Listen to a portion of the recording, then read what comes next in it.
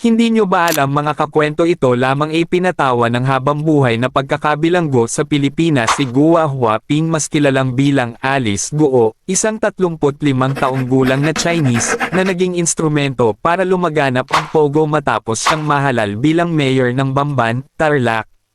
Sa kanyang probinsya, ang Pogo ay hindi simpleng online gambling, kundi naging sentro ng karahasan, kamatayan, at pang-aabuso sa ibang lahi na dinadala sa Pilipinas para magtrabaho at ikulong sa mga gusali sa likod ng munisipyo.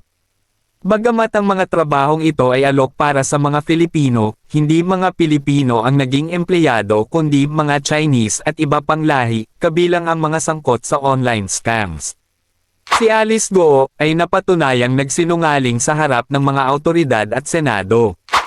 Maraming ulat tungkol sa kanyang pekeng paglaki sa farm, pati na rin ang pamemeki ng pasaporte at citizenship na kanyang nagawa sa tulong ng kanyang pera mula sa kanyang koneksyon sa Triad.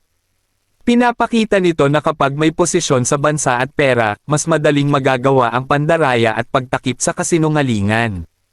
Sa kabila ng malinaw na batas na nagbabawal sa sinumang hindi Filipino na tumakbo sa posisyon ng mayor dahil parehong Chinese ang kanyang mga magulang, naiupo pa rin siya sa pwesto.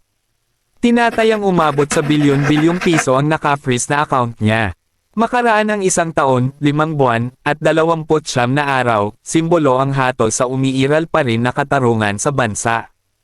Naway magsilbing paalala ito na tulad ng kanyang pagkakakulong, dapat ding managot ang iba pang nagnanakaw at buhayan ng bayan. Nagustuhan nyo ba ang aking content mga kakwento? Huwag mo man kalimutang i-like ang video natin, at i-follow mo din ako para updated ka sa mga political news natin.